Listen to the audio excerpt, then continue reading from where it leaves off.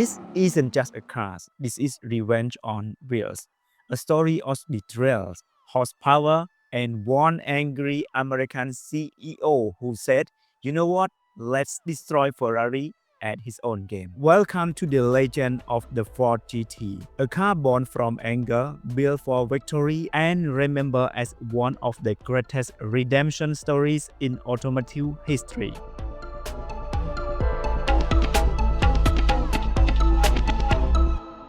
Generation 1. Why Ford started the GT40 project.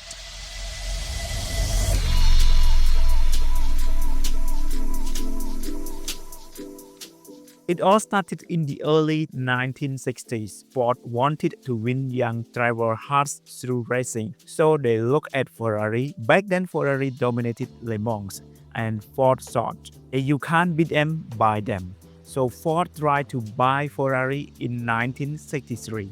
The deal was almost done until Enzo Ferrari, in his classic Italian arrogance, said no deal. Why? Because Enzo didn't want Ford controlling his racing team. Henry Ford too, the CEO, was furious. He told his engineers to build a car to crush Ferraris at Le Mans.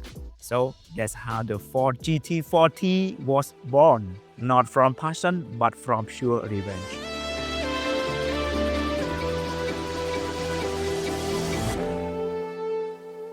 The man who built the legend.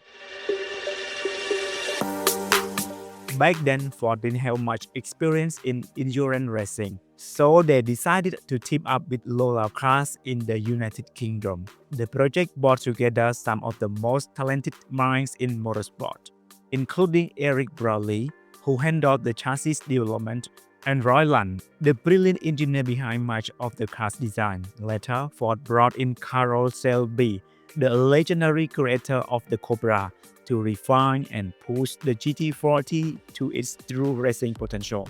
But the GT40 wasn't easy. It had high speed instability. This thing wanted to fly more than try, so they kept tweaking, testing, braking until they built something fast enough to scare Ferrari Espresso out of his hand. And by the way, the 40 in GT40, that's because it has only 40 inches tall. Driving it feels like sitting inside a bullet.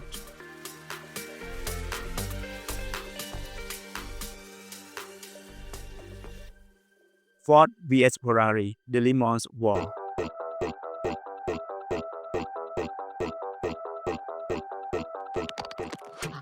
In 1964 and 1965, Ford tried and failed. Ferrari laughed, but in 1966, everything changed. Carroll Shelby took over the project. He brought in Ken Mars, the British racing genius. Together, they unleashed the GT40 Mark II, powered by a massive 7.0-liter V8.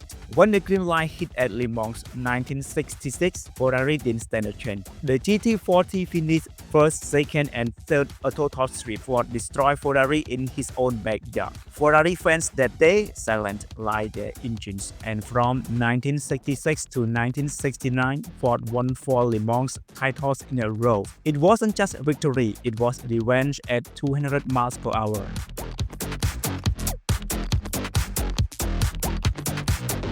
The movie Ford vs Ferrari 2019.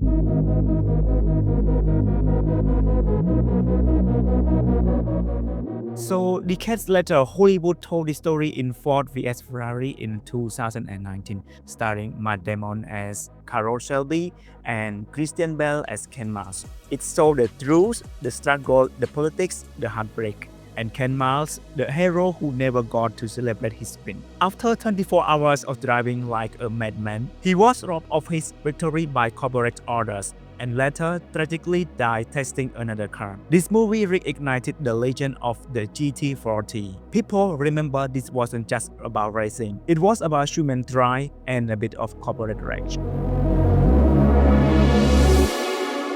Generation 2, 2005, Ford GT, the modern tribute.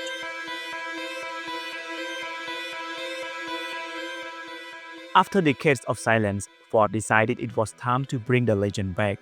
The year was 2005, and the company was celebrating its 100th anniversary.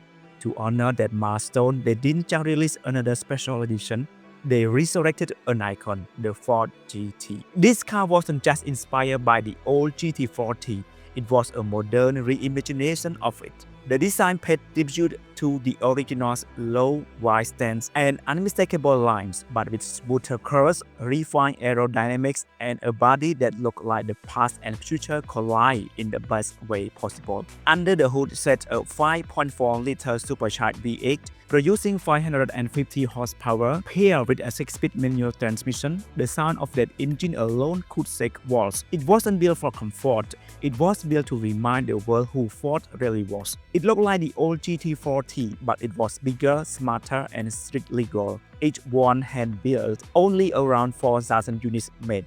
This was Ford saying, "We didn't forget our roots, we just added more boost."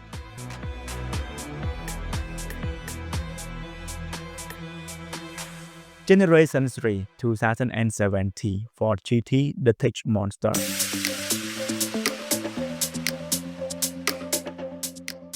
This came the 2017 Ford GT, the futuristic evolution of a true legend. It featured a lightweight carbon fiber body designed for maximum strength and agility, combined with active aerodynamics that constantly adjusted to optimize performance at high speeds. Under the hood sat a twin-turbocharged 3.5-liter EcoBoost V6 engine, producing an incredible 647 horsepower, proving that raw power doesn't always need a V8 raw to dominate the track. No supercharger, no V8 raw, but every piece built for one purpose, to win again. And guess what? It did. In 2016 Le Mans GTE Pro Class, Ford GT crossed the line first, exactly 50 years after the 1966 victory. That's not coincidence, that's destiny. Today, if you own a GT40, it's like owning a racing history itself. The original GT40s are valued between $4 to $7 million, depending on their condition and provenance. But if you're talking about one of the Le Mans winning cars, the price skyrockets to anywhere between $10 and $20 million or more. That is, if you can't even find one for the sale, the 2005 Ford GT models now trade hands for around $400,000 to $600,000, while the 2017 Ford GT often exceeds $1 million at auctions, solidifying its place as both a modern marvel and a collector's dream.